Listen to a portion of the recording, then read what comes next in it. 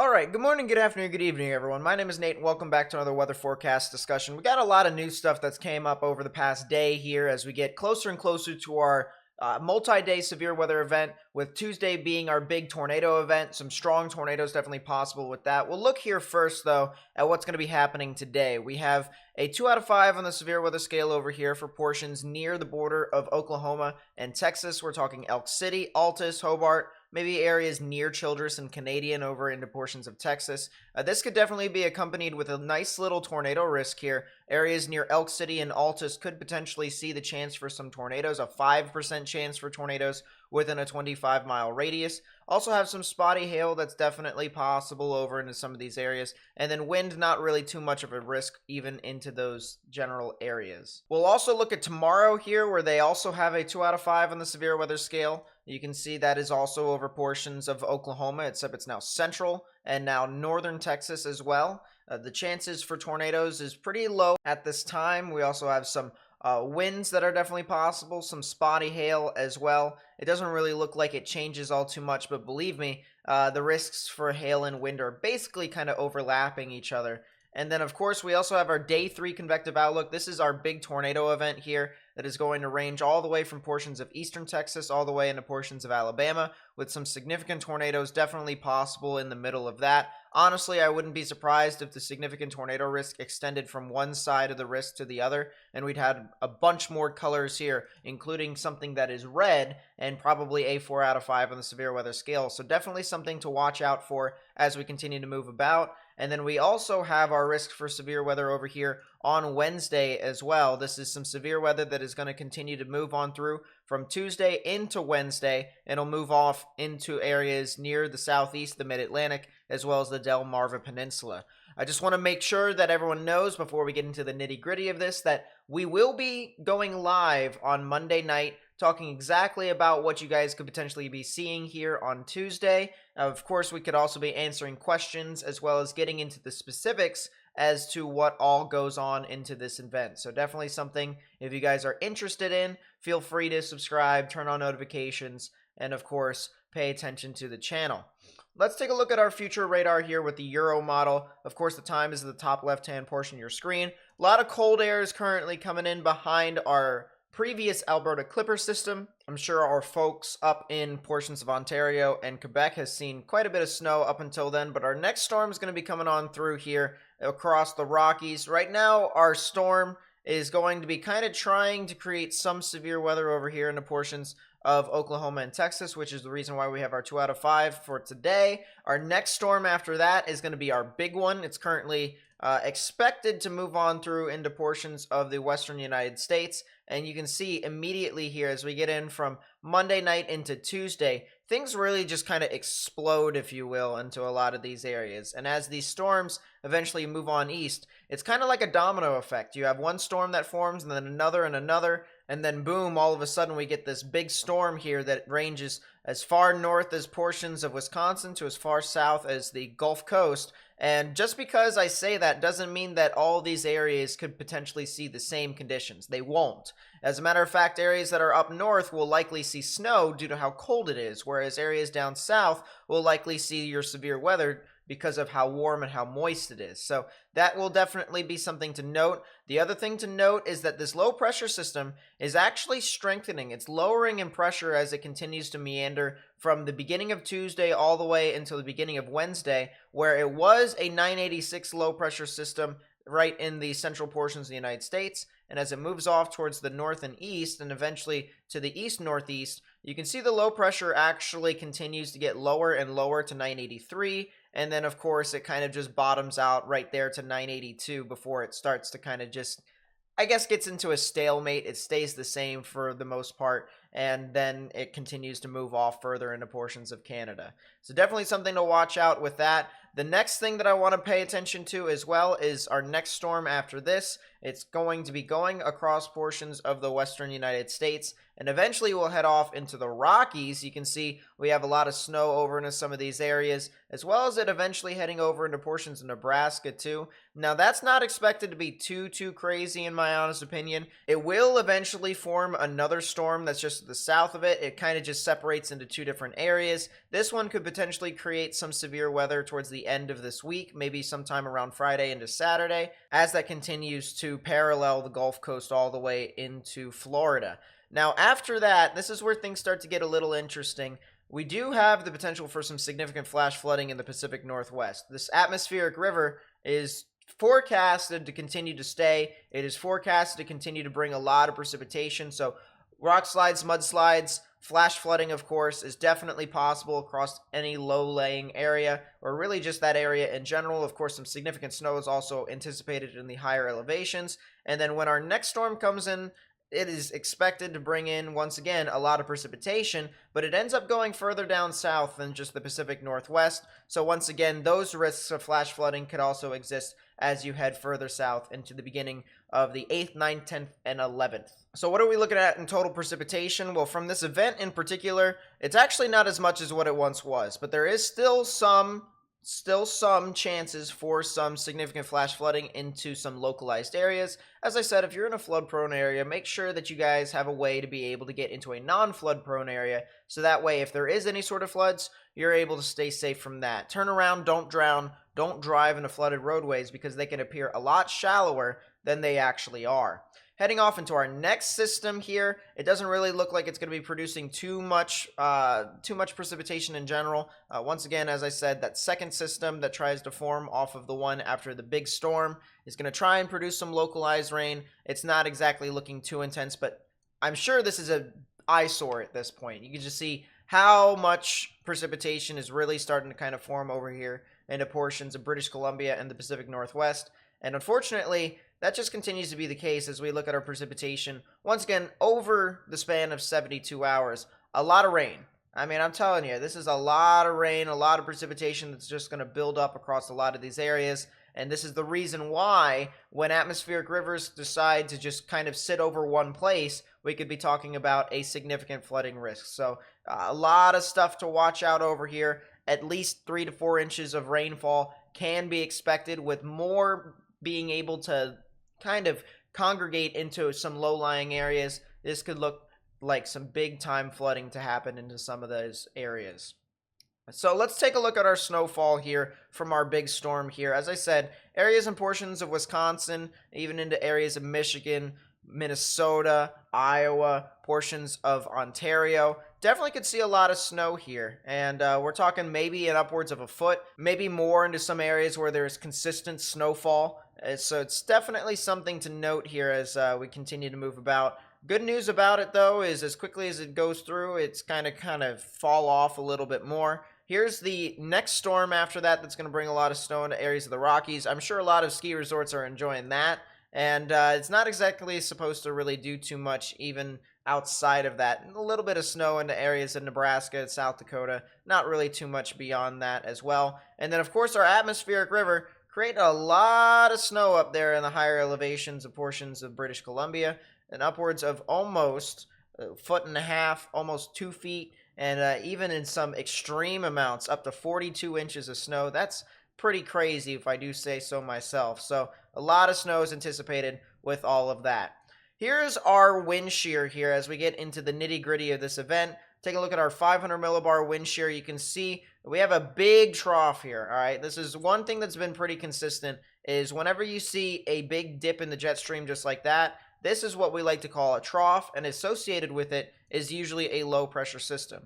Before this, however, we actually had a pretty nice ridge, the inverse of a trough. So you can see this trough that's moving on through the United States on the eastern side as of this moment. The inverse of that is a ridge. This is usually where there's a big high pressure system that's associated with it. And you could usually see a lot of warm air that is associated with that system as well. So we have big high pressure system. We also have our little storm that's going to be creating our severe weather for today into portions of the afternoon on Sunday and even into the evening hours as well. but this is a little smaller one. It's a little small storm. It definitely does pack a punch a little bit. It does seem to pack a punch, but is definitely not as big as the storm after it, especially as it intensifies further and further heading in from Tuesday morning. Now, I want to, before I show you guys, all right, notice your colors on the screen right now.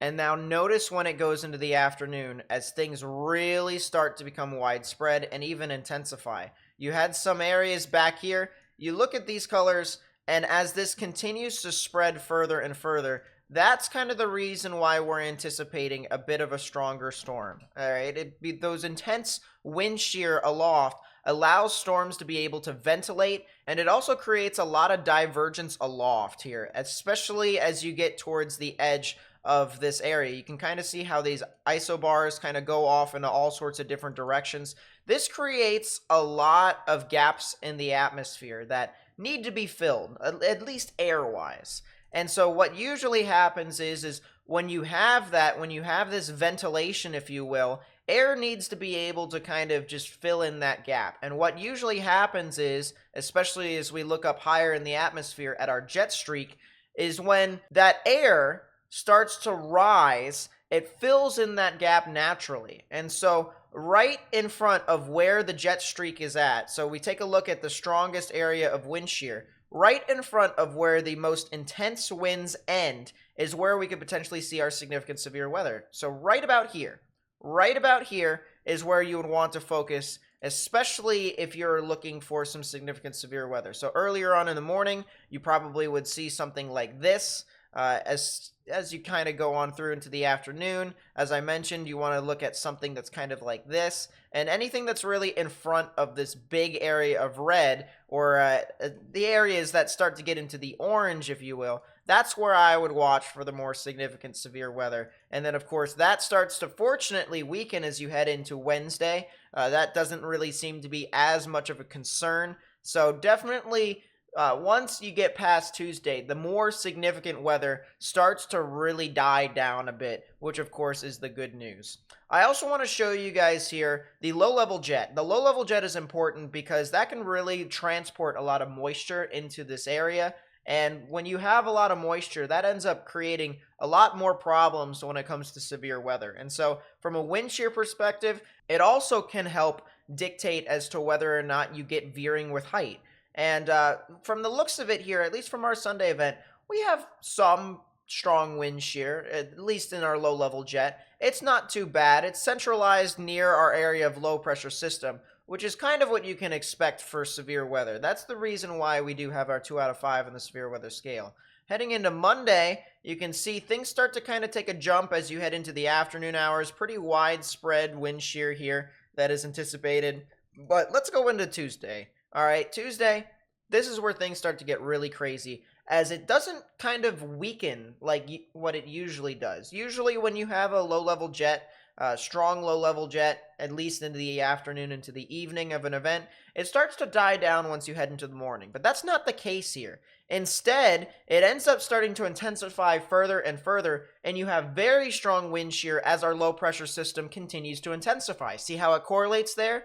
When you have a low-pressure system that intensifies as it moves on through from the morning to the afternoon, the low-level jet responds, and you end up getting a lot more significant wind shear out of it. And here's the other crazy thing about it too, as we kind of try and draw parallels between the two. Our wind shear from the 500 millibar level is kind of curling up like this, and our wind shear originally comes out from the west, starts to curl up, and moves up a little bit more heading towards the northeast. But this is where things start to get really interesting, because our low-level jet doesn't exactly follow that same pattern where the most intense wind shear is. Instead, it kind of comes from the south-southwest moving to the north-northeast, and this can really kind of create a lot of significant severe weather, especially where areas into which the wind shear is not moving in the same direction.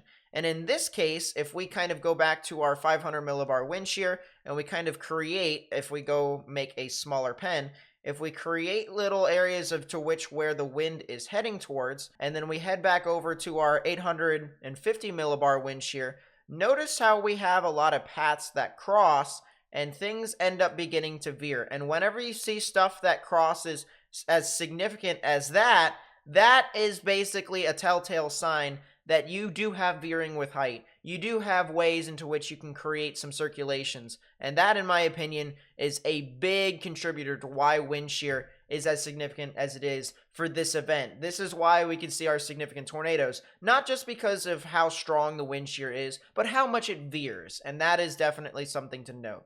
Heading off to our moisture, though, all right, let's go into the thermodynamics way of thinking now. Today, there is some localized area of moisture that is good enough for some severe weather, but not the strongest severe weather, which is the reason why we kind of just have a 2 out of 5 on the severe weather scale. But notice here, as we go in from Monday into Tuesday, we are starting to see that moisture that's starting to creep up, and that is what we're going to be watching out for. 60-degree dew points or higher is what we look for some pretty substantial severe weather. And then look at this. Tuesday morning, very substantial dry line that sets up. We have our cold front that's in the back. As I said, when this cold front kind of comes around and it starts to parallel the dry line, that's where we could start to see a lot stronger winds that could be associated with this event. It's just the timing of when that may be is still kind of to be determined. Instead, what happens is a lot of our strong storms that form on our dry line will end up likely being more supercellular, and that would end up creating a lot of our strong tornadoes. So you can see here, once again, still have a lot of moisture that's out in front of this event, and right in this area is definitely where we're going to want to watch for the potential of that significant severe weather. We also want to take a look at how much energy there is in the atmosphere, how much buoyancy there is. Convective available potential energy is what we like to call it for that. There is some energy, not enough to make it super robust, but there is some energy that is available for this event here today on Sunday. There is also some that is available Monday night into Tuesday morning. We do have some energy that will continue to kind of linger about, or at least try to be used by some of the storms, as it's kind of more like food for them. And then as we continue to head over from Tuesday morning into Tuesday afternoon, this is where stuff starts to get pretty interesting, because as we showed you in yesterday's video, we weren't able to get the full picture as to what some of the models were saying. But look at this. As we start to transition from Tuesday afternoon into Tuesday evening, the convective available potential energy into areas of Louisiana and Arkansas actually begin to increase, and then even when it heads into nighttime to where you can't really get more convective available potential energy, it continues to linger. It doesn't die out all too much. And so because of that, there is likely going to be a lot of sustained supercells that will go from the afternoon into the evening and then well off into the overnight hours as we continue to see energy levels continue to increase more and more and more. And I want to show you guys one more thing, something that's really interesting, at least with this convective available potential energy. Notice this down here over here. This is over along the coastline of the Gulf of Mexico. A lot of energy continues to reside right within that area. I do believe that there could be an overnight threat for some supercells that could try and move on through along the coastline. It'll be fully dependent upon if you can try to get that, or if storms can form out in front and try to make landfall along the coast. If there are any water spouts that can try and form and make landfall, they will potentially do damage across some of those areas. So definitely something to keep in mind for folks that may live along the coastline of western Florida heading into the Big Bend of Florida. So something to watch out. And then, of course, not really too much energy is anticipated heading into Wednesday. It will definitely be a pretty windy day for the most part for a lot of these severe storms. Could definitely be some spin ups in and along the line. I definitely do not doubt that, but still not as strong as the day prior. So when we take a look at our specifics here with our radar, once again, storms just kind of form, move about here tonight. That's not really too different from what we've been talking about. Heading into Monday, there doesn't really seem to be too many storms that try to form. I will say the North American model is kind of hot or cold when it comes to when storms could try to form here into portions of Oklahoma and Texas, but still 2 out of 5 on the severe weather scale for folks that live over there and definitely need to watch out. Heading into Tuesday morning, though, this is where stuff gets really interesting. You see these little yellow dots that are out in front of the back part of the line?